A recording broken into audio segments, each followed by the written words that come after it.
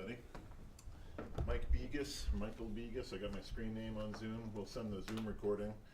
Just want to welcome everybody and tell you a little bit about what to expect. Recording in progress. Tell you about a little bit what to expect today. I'm joined by Robert Zimmerman on Zoom. He's our co-counsel at Mongaluzzi, Bendesky, and Saltz in Philadelphia. Seated to my left here, of course, David Cole and his wife Kimberly. We're going to share the Zoom link and recording of today's event. We have copies of the complaint that was filed in the Somerset County Superior Court here in Maine State Court. That was filed by mail on Friday. The clerk's office should be opening their mail like right now. That's going to be stamped and available in the public, either now or 20 minutes ago or 20 minutes from now or something along those lines. By email, we'll send that, and we have about a half dozen copies here if it's helpful for people to have a copy of that complaint. I thought what I would do is just kind of kick us off a little bit. Then remarks will follow by co-counsel Robert Zimmerman, and then he'll probably kick it back to me a little bit for a few more remarks regarding Mr. Cole, and then we'll open it up to questions. For today, the request that we have is that Mr. Cole doesn't speak.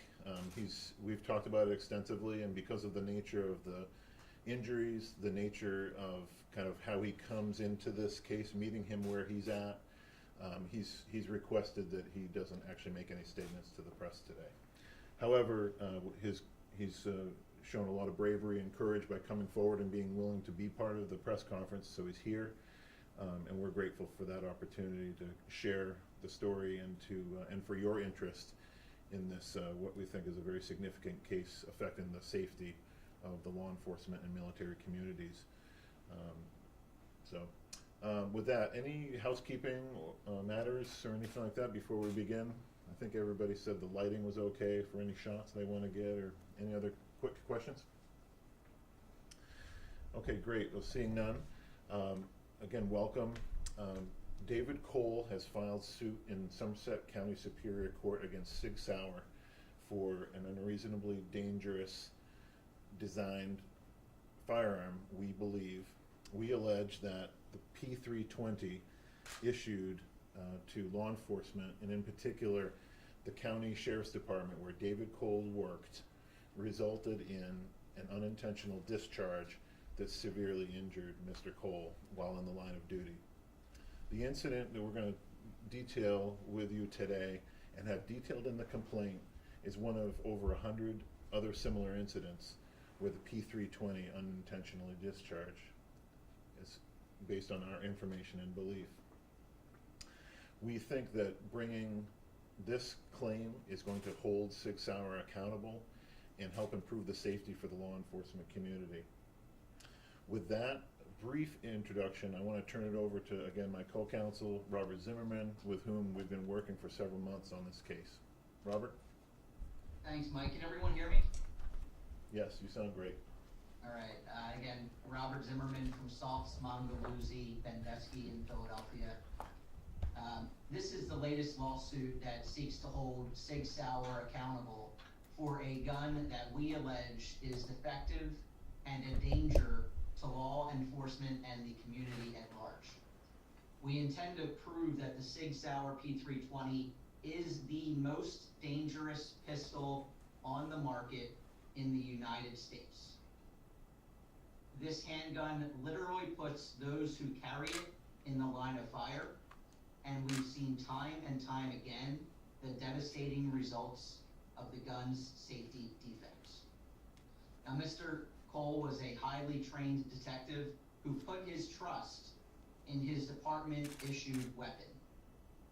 Law enforcement officers like Mr. Cole need to rely on and have confidence that their guns will protect them and protect the community.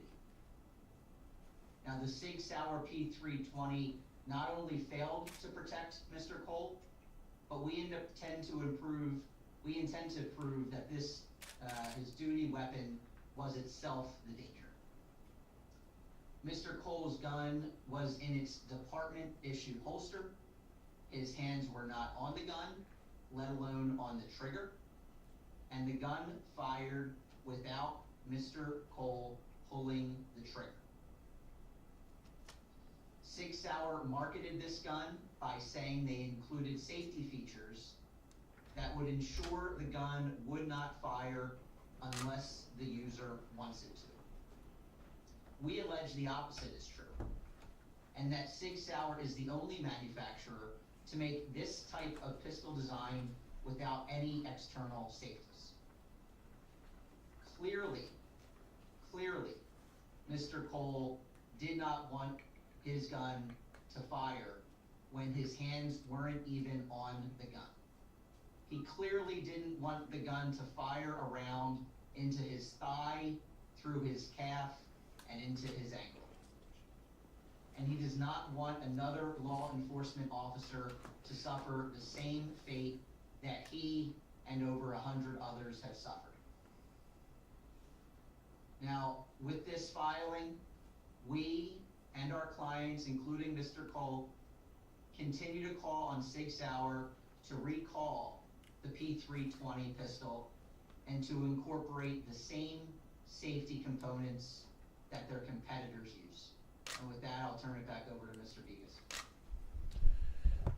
Thank you, Robert. Can Elaine put it on the speaker, so whoever's speaking can just see their screen instead of... Oh, sure, yeah. Yeah, Elaine, do you want to, or maybe I do that? There you go. Yeah, oh yeah, good point. You folks okay? Yes. Want to move the bar glass? Oh, yeah, let me, yeah, or I can take that down here. So, the incident that brings us here today was one of those days where Mr. Cole was just doing his job. And he expected that Sig Sauer would have just done its job as well. And we believe the evidence will show that they failed to do that in marketing this and issuing this unreasonably dangerous designed firearm. Mr. Cole was executing a search warrant in a nearby county in the midst of over half a dozen witnesses. He was in a building, in a residential building, and he was simply walking along. You heard Mr. Zimmerman describe that Mr. Cole had a holstered P320. He was walking along, just doing his job, when the P320 suddenly discharged. Immediately, Mr. Cole and all the other sheriff's deputies thought they were under fire while executing this warrant. They hit the ground, they took cover, and they were waiting for what they thought was the worst. They thought there was an enemy firing upon them. Within seconds, the silence was deafening. They realized Mr. Cole quickly realized that he was shot. Within a few moments, he realized that his P320 had discharged. That sheer terror on one hand was over. The sheer terror, however, then continued. His thigh, clothed with his uniform, was filleted open. The bullet then exited his thigh and entered his calf, and the bullet lodged into his ankle. He needed emergency treatment and was taken to a nearby hospital where the bullet was surgically removed.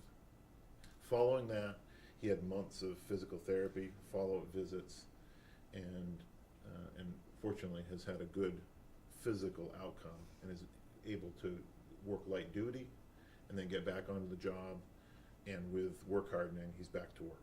He's out there keeping us all safe at night so we can sleep well. He's out there able to do his job again. This family has been through a lot from this incident, and you all know this family has been through a lot before this incident. Literally, this family has given their lives, their professional lives and their personal lives to the law enforcement community and to public safety. So the last thing that any member of law enforcement wants to have happen is their equipment fail them on the job. This incident has had a disproportionate impact on Mr. Cole because of how he comes into it. With that, I'll just check in to see if Robert. Actually, you'll have to excuse me. I have some sort of weird double authenticator. My computer here is asking me to make sure I'm me. Let me just take care of that. My goodness. With that, Robert, anything else before we open up to questions? No, thank you. Okay, great. Any questions that we can try to help answer?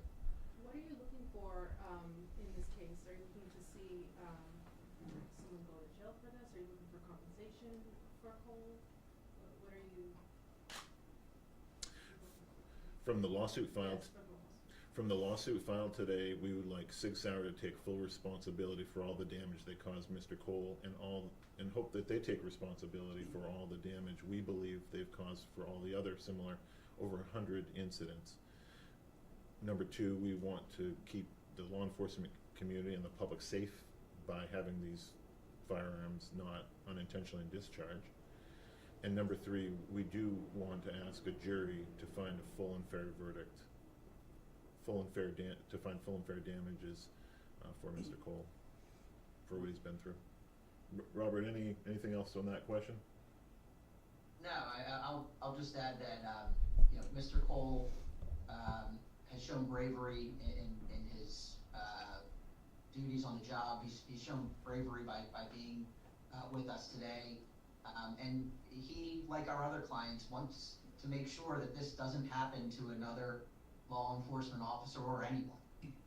So we, in addition to the monetary compensation, it's important for all of our clients that Sig Sauer not only take accountability, but to recall this weapon and redesign it to make it safe. Great. With over 100 incidents, is the gun manufacturer still manufacturing this particular pistol, the P3? Robert, Yes. why don't you take that? Yes, so Sig Sauer is still manufacturing the P320. There are law enforcement departments who still use the P320, and they have continued to make the decision to manufacture this weapon without the types of safeties that its competitors use. We believe and allege that every pistol of this type needs to have an external safety, and there was clearly not an external safety on Mr. Cole's weapon or the vast majority of P320s. Great. And Robert, why don't I ask you to explain to the core here today about how many other similar incident lawsuits are in other courts right now? So our office represents over 50 individuals who have active lawsuits. We also represent dozens more who have not yet filed their lawsuits. There are a handful of other cases that we know about being handled by a couple of other law firms. So I would put the total number of lawsuits from our over 50 and the others at as many as 60 that I'm aware of. Great. And these other similar incidents are in different courts across the New England region and beyond. Sig Sauer, as you know, is located in Newington, New Hampshire, just down the road on the Pease Air Force Base redeveloped property. So there are a number of these suits in New Hampshire. This is the first one that we know of in Maine. Can I ask off of that? So this is the first complaint in Maine, but do we know what kind of a presence Sig Sauer has over, like how many law enforcement agencies contract with them? Or are they prevalent beyond Somerset County?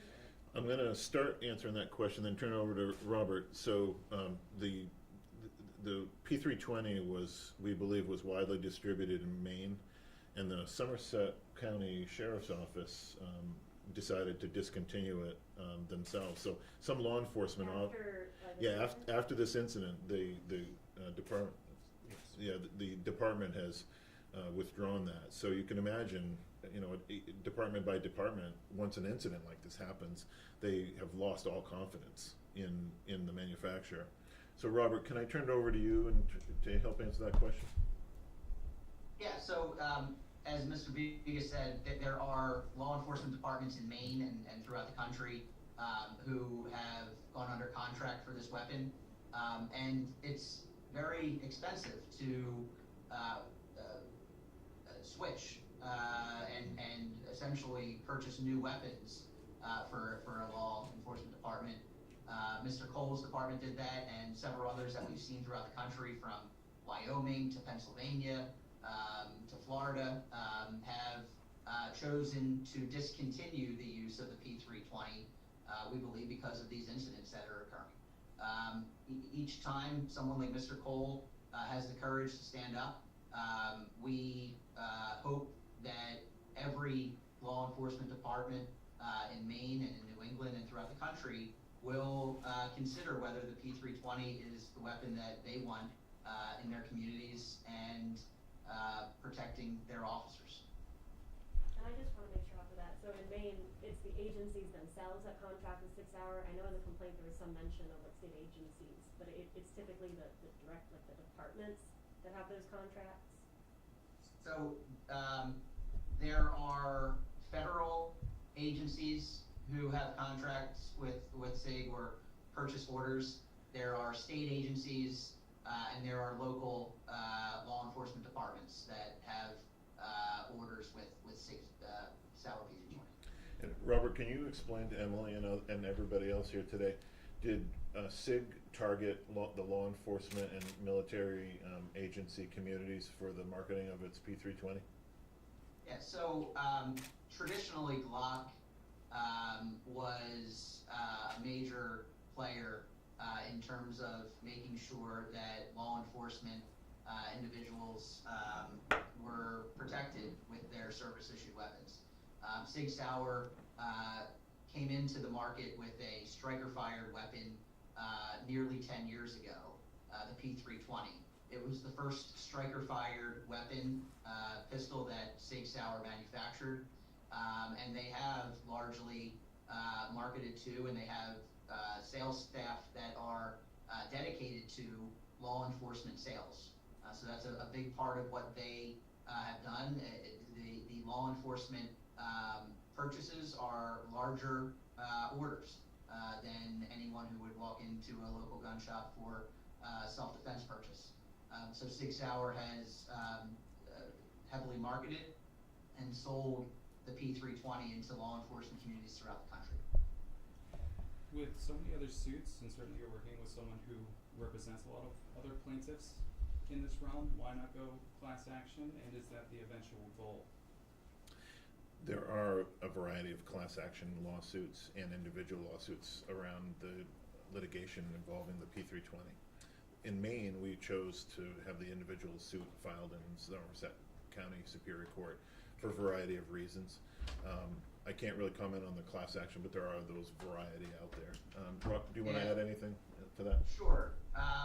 So class actions generally don't work well with personal injury claims because each person has their own individual injuries, their own individual damages. So class actions are more appropriate in scenarios where everyone has suffered the same type of loss or has the same claim. Mr. Cole's injuries are much different than other injuries that others have suffered. We have filed certain actions together in New Hampshire, but as is always the case, we represent Mr. Cole in this action, and we look at each case to determine whether or not it is most appropriate to be included in a mass action or to remain in the state where the accident happened. I'll say that working with Mr. Bigas's firm and the size and resources that they have in the Maine community was a large factor in keeping the case in Maine. And you know, this is very much a co-counsel relationship with Mr. Bigas's firm. so that we can make sure that Mr. Cole has the best representation, both locally and nationally. Can I ask again, going back to the departments, I know this is a complaint against Sig Sauer, but I mean just broadly, and when we're talking about keeping people safe, do you guys think at this point there's any obligation on, you know, the part of these departments who enter contracts with Sig Sauer to take another look at whether or not they go with this weapon? Or I know you mentioned it was expensive to swap out, but can you talk about if that's something, I mean, you're not seeking it through the complaint, but like a hope you have or anything? I can re-ask that too, but let me know. That's a lot.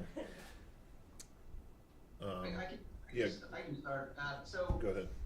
yeah, Mr. Cole's department did rescind their purchase order.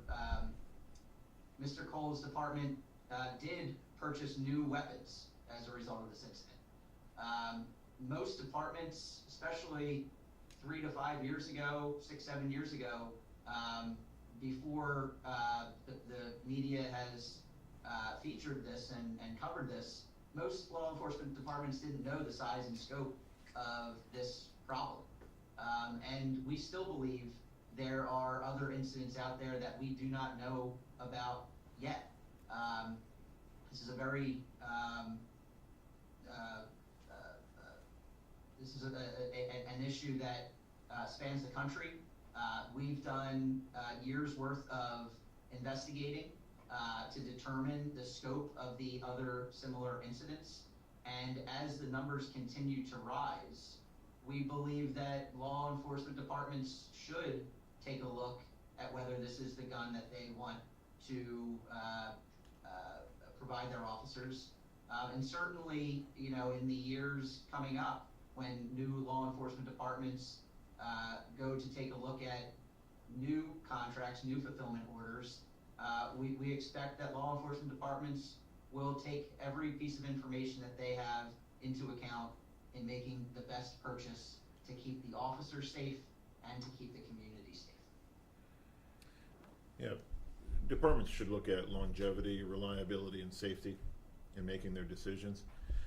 You know, SIG, if you haven't already reached out to them, I'm sure will disagree with everything we're saying. Upon information and belief, we believe the SIG has filed a defamation suit against another law firm. So we're trying to be very careful about what we say. And you've heard us say numerous times this morning, we believe, upon information and belief, the evidence will show. We do believe that we've looked into those other similar incidents. We do believe the evidence will show. We do believe what we're saying is true. But we're also trying to be very careful to not invite a defamation claim against us. Do you anticipate more clients, gaining more clients locally? Have you heard, have you talked to anybody else?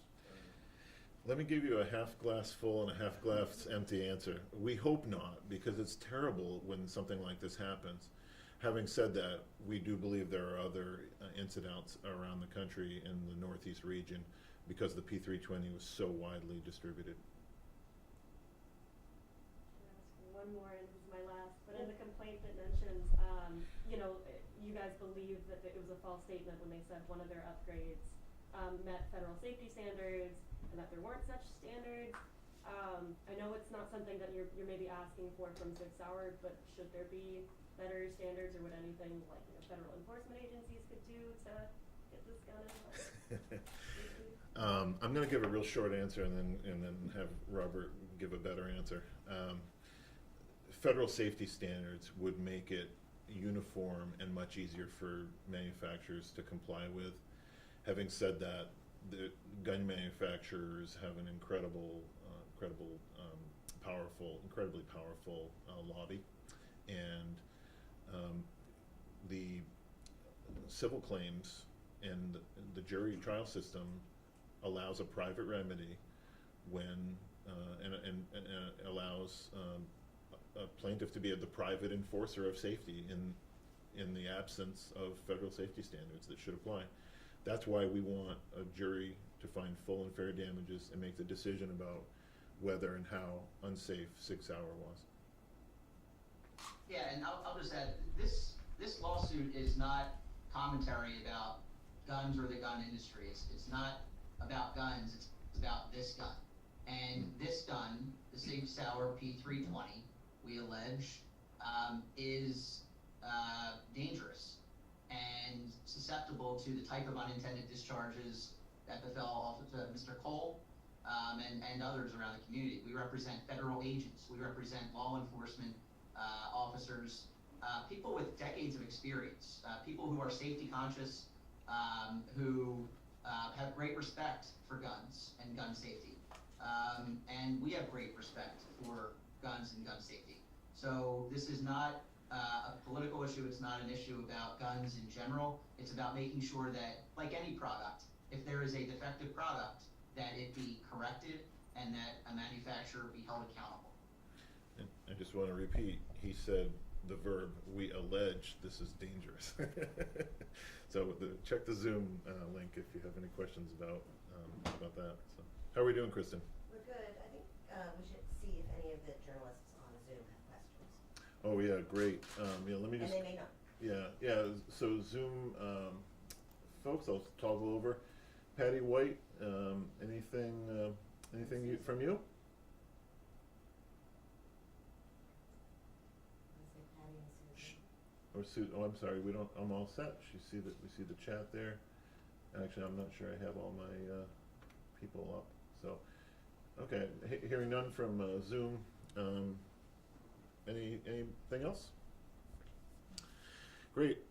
Well, again, thank you for your interest. We really appreciate you letting us introduce Mr. Cole to you and share the story about the lawsuit that was filed today. Great. Thank you. Take care. Have a great week. Thank you.